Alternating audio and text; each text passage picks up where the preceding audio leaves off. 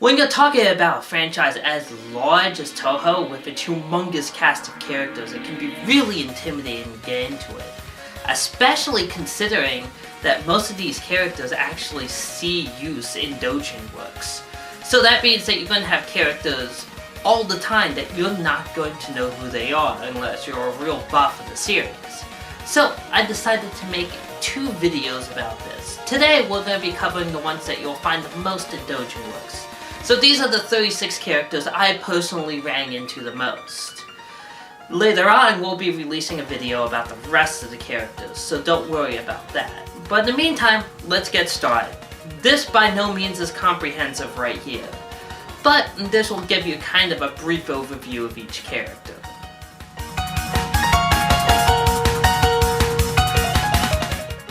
The series' main heroine, Reimu, is easily the character you'll see the most in pretty much anything Touhou. Innately powerful, but lazy, Reimu draws upon a wellspring of spiritual energy and Shinto gods, but knows practically nothing about the god of her own shrine. She serves as the person who protects the barrier between Gensokyo and the outside world, but is often busy with exterminating yokai and solving various abnormalities.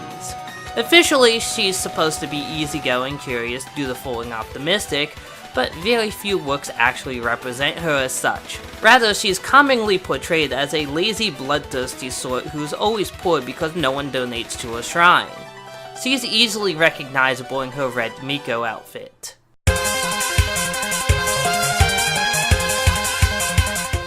Easily the second most recognizable character, Marissa is almost always a playable character along with Reimu in the main game, and is her best, and possibly only, friend. An ordinary human like Reimu, Marissa has no inborn spiritual power, instead relying on magic items to try to keep up with Reimu and the various yokai she finds herself against. She's a hard worker, but curious and brash. She also has a tendency to borrow things, and even outright steal other characters' techniques, like her signature Master Spark was stolen from Yuka Kazami. She's easy to pick out of a group because of her witch getup.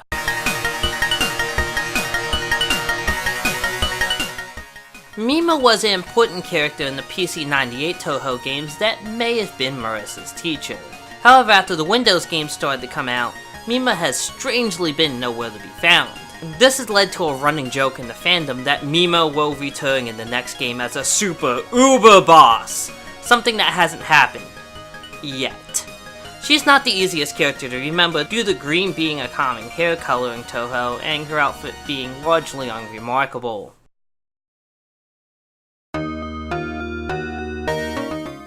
A yokai that was a big deal in the PC-98 games, but has only gotten one appearance since in Touhou 9. Still, even with her small number of appearances, she's a fan favorite, and often portrayed as all kinds of badass in fan works. Often confused with Mima due to her green hair and PC-98 roots. She is mostly seen in a red plaid dress with a parasol, usually of sunflowers.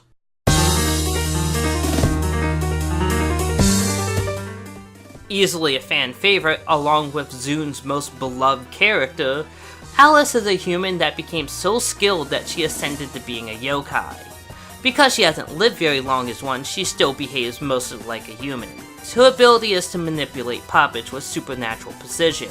Beyond that, she has a powerful grimoire which she can use against her opponents. Because she is a loner, she's not very aggressive and slow to fight. She is blonde with a hairbang and almost always seen with her grimoire and dolls.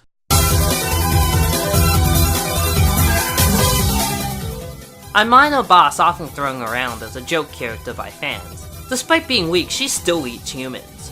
Her blonde hair and tiny ribbing are the best way to pick her out.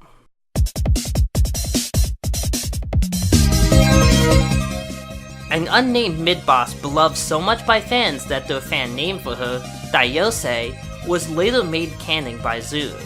There's almost nothing known about her except for the fact that she acts pretty much like every other fairy, just slightly more powerful. She is the only green-haired fairy in the series so far.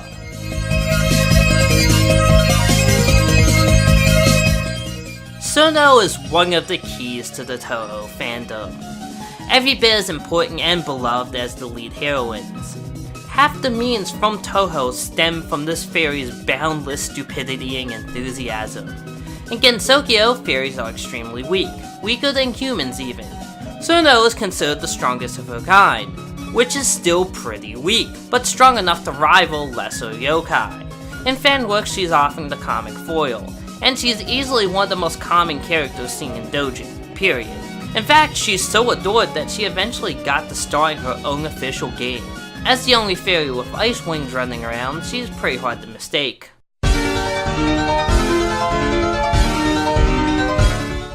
Hong is the gatekeeper of the Scarlet Devil Mansion and an expert martial artist. But since pretty much every character can shoot super powerful projectiles and lasers, poor Hong doesn't have much of a chance. Because she's clearly Chinese for no apparent reason, the fans just call her China, often used as a joke character in doujin about the Scarlet Devil Mansion. Her Chinese military outfit makes her stand out like a sore thumb.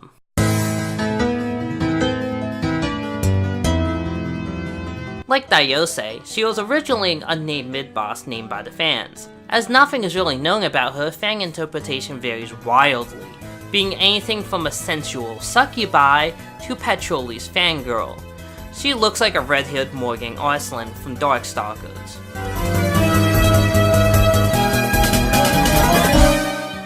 Like most of the Scarlet Devil Mansion crew, Patchy here is a fan favorite. An extremely powerful magician, especially with elemental spells, Miss Knowledge is only held back by her asthma and poor health, which makes it difficult for her to recite her spells. An introvert through and through, she barely leaves the mansion, preferring to spend her time reading. In doujin, she's often seen trying to thwart Marissa's attempts to steal her books, a favorite subject of the Twilight Frontier developed fan games. Her purple hair and crescent moon adorned hat makes her stand out.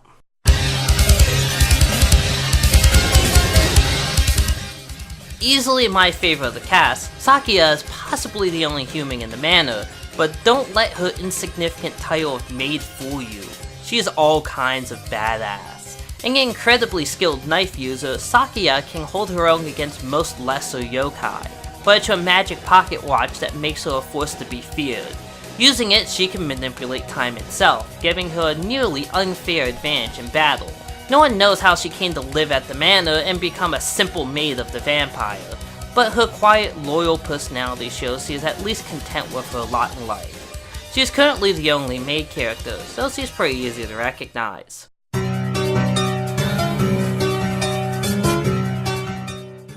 A 500-year-old vampire, Miss Scarlet may not look very intimidating, but she is one of the most powerful creatures in all of Gensokyo.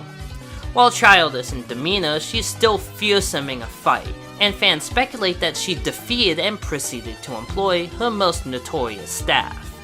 Fanworks play up either her childish side, her charisma, or sometimes both, having her charisma break and throwing a childish fit. Her red eyes and bat wings are a signature of her appearance.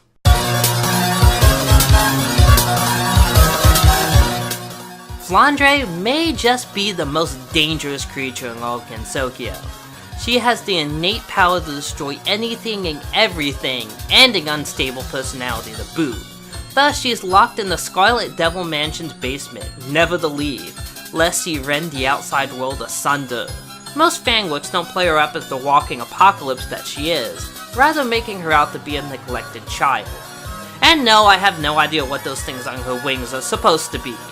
At least you can recognize her immediately because of them. To run for dear life.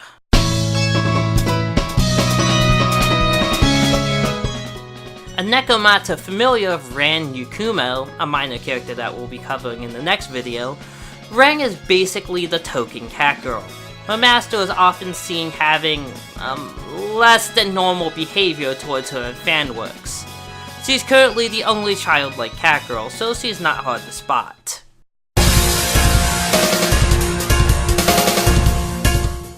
Yomu is a half ghost. How does that even work? Can one half die? Did a ghost and a human love each other very much? I don't get this. Regardless, Yomu serves as Yuyuko's gardener and general lackey. Very serious and focused, Yomu is an expert swordsman, able to stand against the best in all the land. Unfortunately, her master is a whimsical ditz, making her life as a wannabe samurai difficult. Most fanworks play up this for laughs. She wears green, always has a sword, and her spirit half is always connected to her body at some point.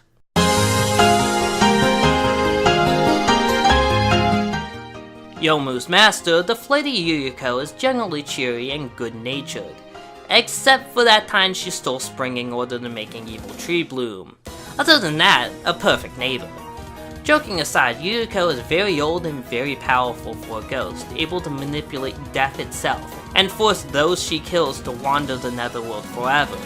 It's something she actually seldom does, and she would rather be on friendly terms with the rest of Gensokyo. She also has a reputation as a glutton, even going so far as to have eaten a minor boss. She wears blue robes, has pink hair, and is notable as one of the few adult proportion characters.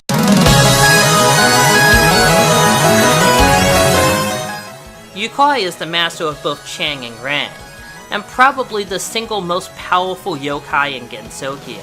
While she possesses unprecedented power, millennia worth of knowledge and wisdom, and wits as sharp as a knife, she is also extremely lazy and whimsical, sleeping most of the time.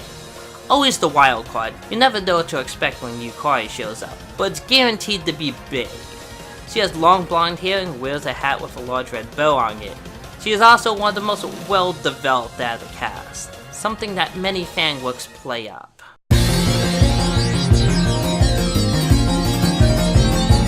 The only Oni on the surface of Gensokyo, Suika simply wants to drink sake and be jolly. While she causing incident once for this desire, she has since become a powerful but completely benign force of Gensokyo. She has long orange hair and 2 horns, and is the only childlike character of horns.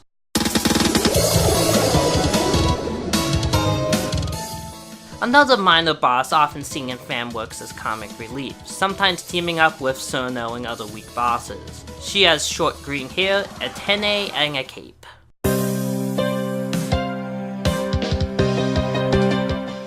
Another minor boss character, most notable for having been eaten by Yuyuko.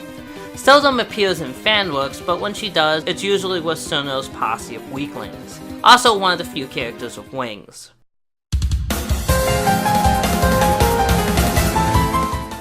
One of the few yokai that are helpful to humans, Tui can bring good luck to those around her. As long as you don't try to invade the Iente mansion, she'll have no beef with you. In fact, she's downright playful. She's the only character with the droopy rabbit ears, so she's pretty easy to pick out.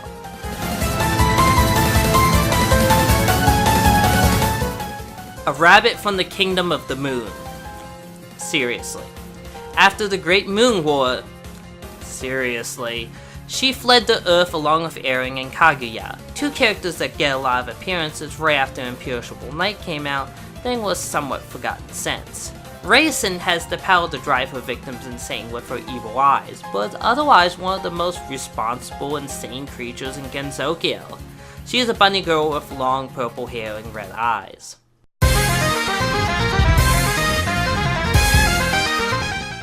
Aya is apparently the only reporter on Gensokyo, known for exaggerating stories a bit. Given the crazy stuff that happens there on a weekly basis, one would think there would be no need to exaggerate things, but hey, what do I know? I don't work in media. Aya is very old and surprisingly strong, but is obsessed with her newspaper work, often pestering the other characters. She is sometimes referred to as Zun's girlfriend due to the fact that she is the first character to have her own spin-off game. She is always with her camera or a leaf, making her pretty easy to ID.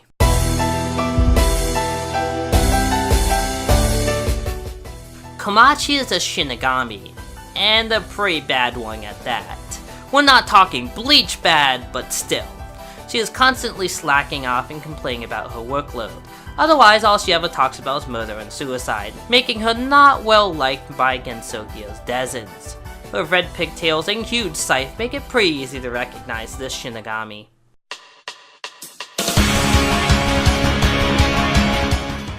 Reimu's frenemy, Sanae is a Miko of the Moria Shrine, and a distant descendant of a goddess. She also has divine power over the wind.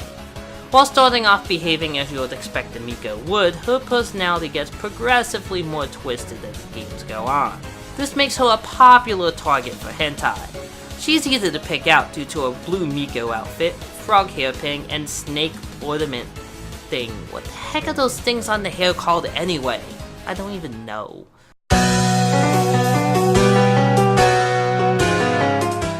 Satori is the mistress of the Palace of the Earth Spirits and owns two quote-unquote pets.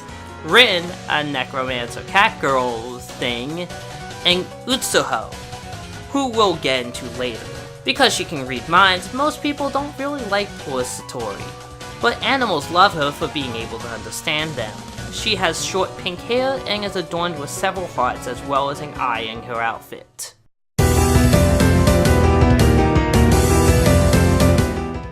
Satori's younger sister, she tried to seal her own mind-reading abilities away, but backfired, allowing her to read and manipulate people's subconscious. Unlike her sister, she is extremely carefree and wanders aimlessly around Gensokyo. Her black hat and closed eye pendant make her recognizable.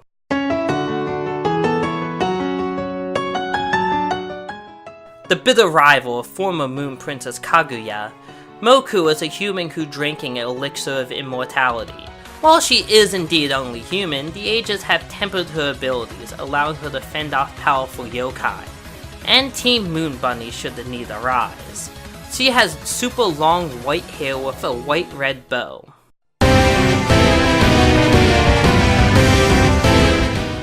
Utsuho is a nuclear Yatagarasu. Seriously, almost as big a threat to Gensokyo as Flandre, Utsuho's main weakness is her limited intelligence. In fact, because so much of her brain power is devoted to complex nuclear science, there's no room left for little things like, I don't know, common sense. Her huge arm cannon and evil red eye in the center of her chest are a pretty big giveaway.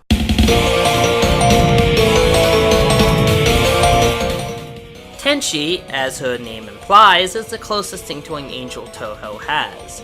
She is a celestial creature that decided to start screwing up Gensokyo out of boredom. She was quickly and efficiently smacked down afterwards. Her long blue hair and peach hat are her defining traits.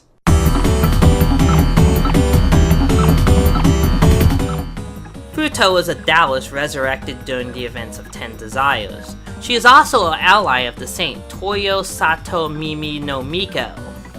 Fans often portray her as smug and short-tempered. Her Taoist hat and flowing robes are her trademark.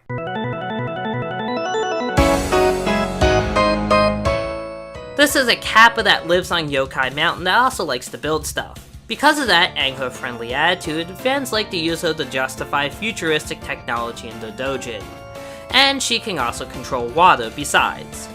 She is also the least powerful yokai featured in the fighting game, Hopeless Masquerade. Her super big backpack and green baseball cap are her identifying characteristics.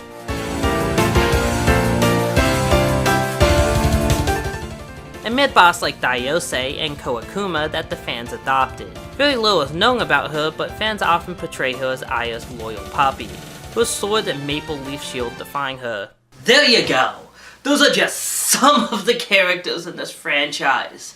I hope you found this helpful, and I hope that you'll keep with us for the rest of the retrospective. In the meantime, I need a glass of water.